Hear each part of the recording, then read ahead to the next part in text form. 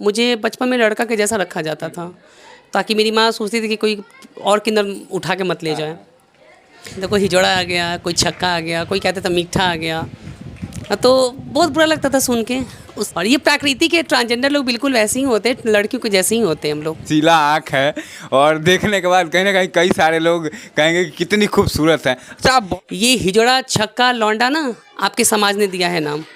और किन्नर अगर है कोई तो उसको हिंद नज़र से ही देखा जाएगा, उसको बुरा भला ही कहा जाएगा, छक्का हिजड़ा लौंडा क्या क्या कहा जाएगा। इसका कारण क्या है आखिर? कहीं ना कहीं मेरी आंसू भी कहीं कहीं गिर जाती है। कितने लोग टॉर्चर भी करने लगते हैं कि ये हिजड़ा है, ये ट्रांसजेंडर है, तो कितने लोग ना हम लोग को हिंद नज़र से देखते हैं, तो कभी कभी आ जाता है। अच्छा, नहीं, इस माहौल में नहीं थी। अगर मैं उस माहौल में होती तो शायद मैं भी कहीं ट्रेन में भीख मांग रही होती, टोल टैक्स पे तालियां मार रही होती, लेकिन ऐसा सोच नहीं है। अच्छा, अपने घर में जन्म ली थी ना, तो उस टाइम मेरे पिताजी मतलब ट्रांसजेंडर ग्रुप आए थे मुझे लेने के लिए, लेकिन मेरी मम्मा बोली कि नहीं, किन्नर जन्म मैंने शब्द दिया। सुनकर आपको मन में सीधे ख्याल आता होगा कि ट्रेनों में पैसा मांगने वाली, या फिर नंगा नाच करने वाली, या फिर कहीं ना कहीं आपके घर जाकर ताली बजा करके शादी विवाहों में नाचने वाली। लेकिन अभी हमारे साथ एक किन्नर है जो कि MBBS की पढ़ाई कर रही है, डॉक्टरी की पढ़ाई कर रही है, और डॉक्टर बनना चाहती है, और डॉक्टर बन करके गरीबों की सेवा करना चाहती है। सबसे पहले बहुत बहुत स्वागत है आपका हमारे चैनल में। और आपका भी बहुत बहुत स्वागत है। सबसे पहला सवाल यही लेंगे कि किन्नर के नाम सुनकर के लोगों के मन में गलत गलत ख्याल आना शुरू होता है। जैसा कि मैंने कहा कि या तो ट्रेनों में मांगती होगी, या फिर गलत काम करती होगी, या बहुत सारी बातें हैं। लेकिन आप डॉक्टरी की पढ़ाई कर रहे हैं, इसमें कितनी सच्चाई है? इसमें सच्चाई है, और मैं एक ट्रांसजेंडर होने पे भी, बिकॉज मेरी ऐसी सोच नहीं है कि मैं एक ट्रांसजेंडर हूँ, और मेरे भी अंदर भी एक बचपन से ही लक्ष्य था कि मैं कुछ पढ़ाई लिखाई एजुकेशन प्राप्त करूँ मैं। तो जब मैं बहुत छोटी सी थी, उस टाइम की बात है, तो मेरा जो जन्म अच्छे घर से, मेरे पिताजी रेलवे में ड्राइवर थे, तो अच्छे घर से मैं बिलोंग करती हूँ। और कभी मैंने ट्रांसजेंडर के ग्रुप में मेरी जन्म वहाँ, मतलब मेरी जन्म कर्म वहाँ हुई नहीं। वहाँ का जो ट्रेडिशंस होता है मुझे वहाँ से मिला नहीं। तो जितनी भी जो शिक्षाएं थे वो मुझे घर से मिली। तो कितने लोग भी शॉक्ड करते हैं कि ma'am what are you doing, आप एक ट्रांस होने पे भी आपका हाव भाव नहीं है ट्रांसजेंडर जैसा। तो सबसे पहले होता है संस्कार, तो संस्कार है तो सब कुछ है। अच्छा, एक बात बताइए कि किन्नर होने के बाद ख्याल कैसे आ गया कि डॉक्टर बनना है मुझे? क्योंकि किन्नर का मतलब घर वाले भी बोलते हैं कि जाओ नाच उच करो, अपना कमाओ खाओ, मेरे घर मत रहो, इज्जत मेरा डूब जाएगा। घर वाले सीधे कह देते हैं किन्नर अगर पैदा लिया लड़का लड़की तो। लेकिन आपको कैसा सपोर्ट मिला घर से, और क्यों डॉक्टर बनना चाहती हैं आप? पहली बात है कि देखिए, सबकी मेंटलिटीज़ अलग अलग होती हैं, मैंने इस चीज़ को देखा है।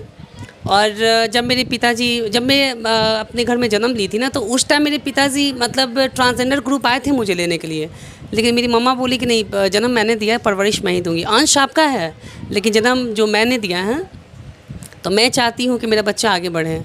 तो उस अकॉर्डिंग ट्रांसजेंडर लोग चले गए बस। बट जो जितने भी एजुकेशन थी मेरी, वो मैं घर में लेकर के, मैं मतलब क्या बोलते हैं उसको, ग्रोथ हुई हमारी। सेल्फ एजुकेशन ज़्यादा की हैं आप? बिल्कुल बिल्कुल।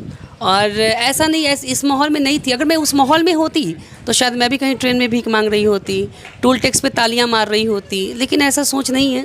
अच्छा, एक बात बताइए कि आप कॉलेज वॉलेज जाती होंगी आज, और कहीं ना कहीं जब लोगों को पता चलता है कि किन्नर होकर के डॉक्टरी की पढ़ाई कर रही है, डॉक्टर बनना चाहती है, लोगों का वहाँ आसपास का माहौल कैसा होता है उस समय? क्या कुछ लोग बोलते हैं आपको? पहले तो बहुत गलत कमेंट्स पास होते थे। देखो हिजड़ा आ गया, कोई छक्का आ गया, कोई कहता था मीठा आ गया, तो बहुत बुरा लगता था सुन के।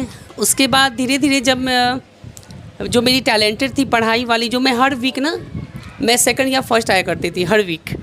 तो उसमें जो मेरी जो ऑडिटर थी, उन्होंने मुझे हमेशा कहा करती थी कि अलीना, जब तुम इतना अच्छा एग्ज़ाम में लाती हो तो तुम पीछे क्यों बैठती हो।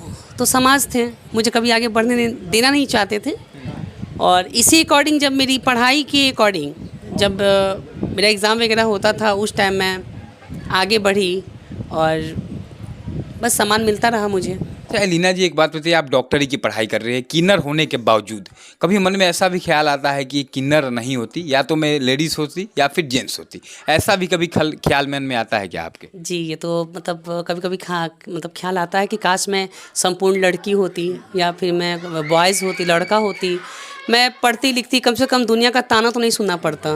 लेकिन कहीं ना कहीं मेरी आंसू भी कहीं कहीं गिर जाती है। कितने लोग टॉर्चर भी करने लगते हैं कि ये हिजड़ा है, ये ट्रांसजेंडर है, तो कितने लोग ना हम लोग को हिंद नज़र से देखते हैं, तो कभी कभी आ जाता है। अच्छा, इसका मुख्य कारण क्या है? आखिर आप लोगों को हीन नज़र से आपने कहा देखा जाता है, इसका कारण क्या है कि किन्नर अगर है कोई तो उसको हीन नज़र से ही देखा जाएगा, उसको बुरा भला ही कहा जाएगा, छक्का हिजड़ा लौंडा क्या क्या कहा जाएगा, इसका कारण क्या है आखिर? सर कारण मतलब मैं सच बताना चाहूँगी दर्शक लोग और जनता लोग को भी, ये हिजड़ा छक्का लौंडा ना आपके समाज ने दिया है नाम।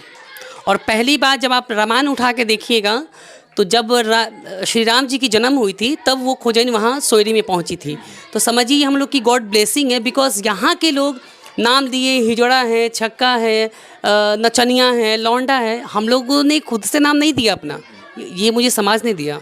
बात बताइए, शुरुआत से ही आपको पढ़ाई में ही सिर्फ रुचि थी या फिर आपको भी शुरुआत में मन करता था कि हम कहीं जाकर नाचे गाए, लिपस्टिक लाए घूमे, लड़कों लड़कियों के साथ रिलेशनशिप में रहे, ये सब आपको मन था या शुरू से ही ख्याल था कि हमें पढ़ना है और डॉक्टर बन जाना है? नहीं, जब मैं काफ़ी छोटी सी थी तो मुझे बहुत एक अंश रहता है ट्रांसजेंडरों का कि मैं भी लिपस्टिक लगाती थी, बिंदी, मम्मी मैं कैसी लग रही हूँ, बिकॉज मेरी माँ थोड़ा सहम हो जाती थी, मुझे बचपन में लड़का के जैसा रखा जाता था ताकि मेरी माँ सोचती थी कि कोई और किन्नर उठा के मत ले जाए।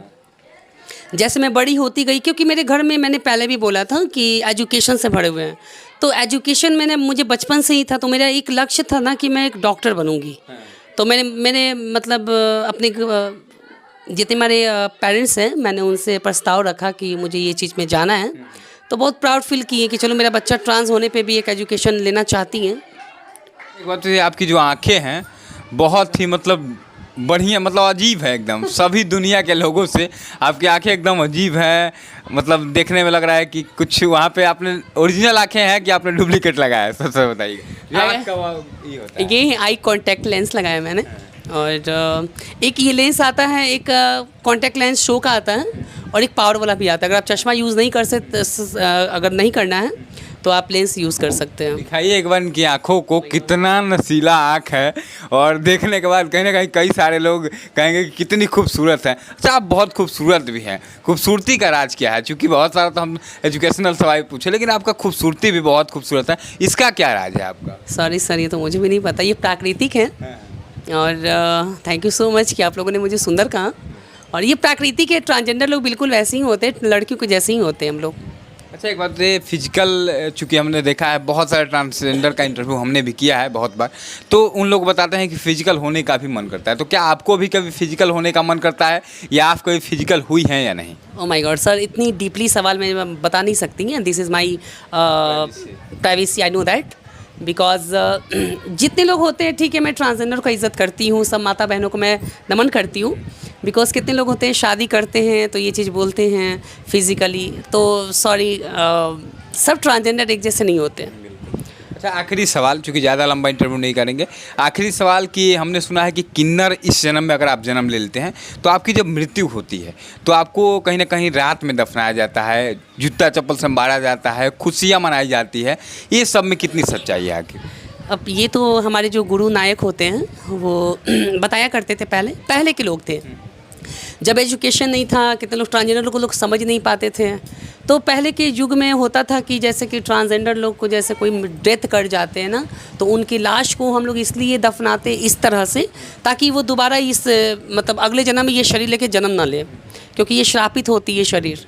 और कितने लोग मुझे कमेंट्स में भी मैंने देखा था, कितने लोग बोले कि सर झूठ बोल रही हैं। सॉरी, ये एक सच्चाई है जो हर ट्रांसजेंडर लोग नहीं जान पाते, जो नायक के चेला होते हैं वो उनको ये चीज़ की जानकारी होती है, तो ये चीज़ सत्य है जो हम लोग को जूता चप्पल से मारा जाता है। में जाते जाते क्या कुछ कहिएगा? आप एक ट्रांसजेंडर होकर के पढ़ाई कर रही हैं, एक मिसाल बन रही हैं हमारे देशवासियों के लिए, लेकिन बाकी तमाम लोग अच्छे लोग हैं जो कि नॉर्मल जीवन जीते हैं, चोर हुचक्का गुंडा बदमाश बन जाते हैं, तो आप अपने स्तर से इस समाज को क्या मैसेज देना चाहिएगा? क्योंकि आप एक किन्नर होने के बावजूद डॉक्टरी की पढ़ाई कर रहे हैं, तो आखिरी संदेश क्या कुछ दीजिएगा? मैं बस मैं जनता को के सामने प्रस्ताव रखना चाहूँगी कि आप मुझे बस ऐसे ही प्यार दीजिए और आशीर्वाद दीजिए ताकि मैं एक अच्छी डॉक्टर बनूं और देश की सेवा करूं। और मेरी एक अकॉर्डिंग एक थॉट भी है कि मैं गरीबों को ज़्यादा मैं सपोर्ट करूं।